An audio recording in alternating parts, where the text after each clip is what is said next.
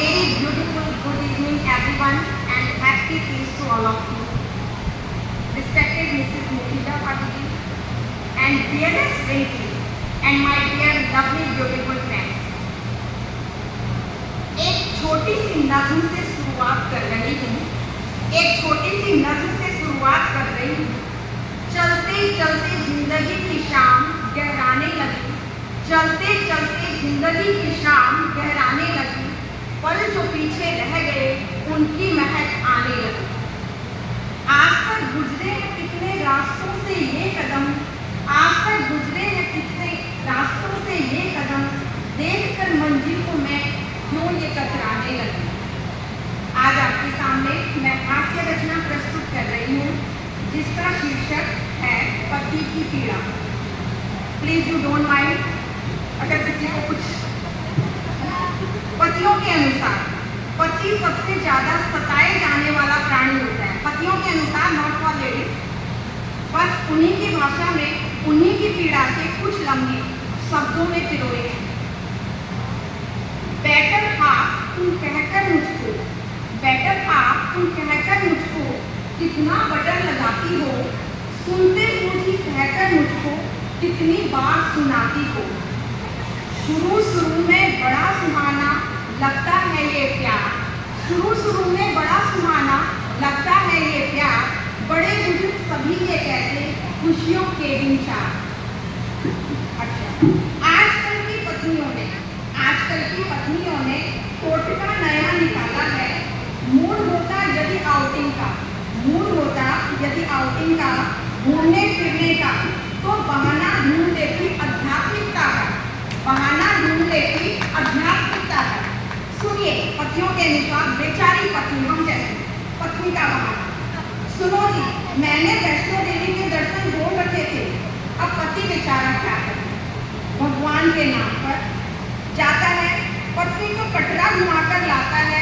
4 दिन बाद घर आकर खुद कटारा हो जाता है और कहता है शुक्र है एक भी देवता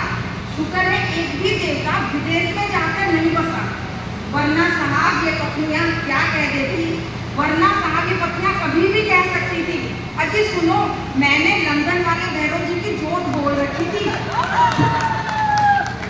आदमी बेचारा भैरव जी की जोत के चक्कर में खुद बजरंगी हो लेता। हम तो पुरुष हैं साहब, कह सकते सुनो, काश हम भी कह सकते सुनो मैंने बैंकॉक वाली देवी के दर्शन बोल रखे थे पर मैं जाऊंगा अकेले। कहकर देखा, उसके बाद का हाल सुन ली। वही पॉपुलर गाना शायद आप लोग भी घर में देखे होंगे। तुमने तो मेरी जिंदगी नर्क सी बना दी, काश कोई ढंग का मिलता तो कितनी खुश रहती है। जैसे इनको हम न मिलते कोई धनपति कुबेर मिल रहा होगा। ब्रह्मा जी की सबसे सुंदर रचना, स्वर्ग, इससे ज्यादा सुंदर रचना शायद हो नहीं सकती। अगर इन महिलाओं को वहां छोड़ दिया जाए तो अगर इन्हें वहां पर इनकी कोई सहेली मिल जाए तो इनका वहां पर क्या संवाद होगा। अजी सुनो, देखा तुमने उस अप्सरा को, कितना गंदा ड्रेसिंग सेंस, कितने गंदे कपड़े। और एक हम पुरुष साहब, अगर हमें नर्क में भी छोड़ दिया जाए तो साहब हम यमराज की बेटी में भी सुख ढूंढ ही लेते हैं। एक लाल रंग की लिपस्टिक खरीदती हैं और उसके भी 50 रंग गिनाती हैं, ये वाला रेड, वो वाला रेड। एक हम पुरुष साहब सुबह कंडीशनर से बाल धोकर जाते हैं और पूरा दिन सोचते हैं ये आखिर बिना झाग वाला शैम्पू घर में लाया कौन होगा। एक वो राष्ट्रीय आतंकवाद दिवस करवा चौथ जब आता है, सड़क किनारे फट्टे पर बैठकर 25 रुपए की मेहंदी लगा कर आती है, हमारे लिए व्रत लेती हैं, पूरे घर में हंगामा मचाकर हमसे ही काम कराती हैं।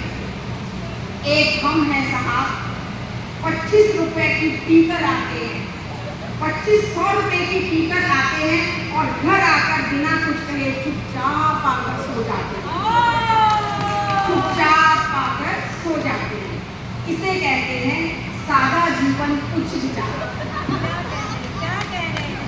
अंत में कुछ पंक्तियां। आज अपने इस सावन महोत्सव पर मेरे कुछ जज्बात पति थे। देखकर सावन की छटा निराली, देखकर सावन की छटा निराली, धरती पर चारों ओर बिछी हरियाली, जा रही थी स्वधस कर अकेली, जा रही थी मैं स्वधस कर अकेली। उन्होंने कहा चलो दोनों साथ चलते हैं। मैंने मुस्कुरा कर कहा चलो लौट कर मिलते हैं। मैं तो जा रही थी सखियों के संग सावन महोत्सव मनाने, मैं तो जा रही थी सखियों के संग सावन महोत्सव मनाने। आप क्यों पीछे पड़े हैं बनकर दीवाने। तब मैं समझ नहीं पाई उनके मन की बात। सावन में होते होंगे उनके भी कुछ जज्बात, सावन में होते होंगे उनके भी कुछ जज्बात। Thank you very much.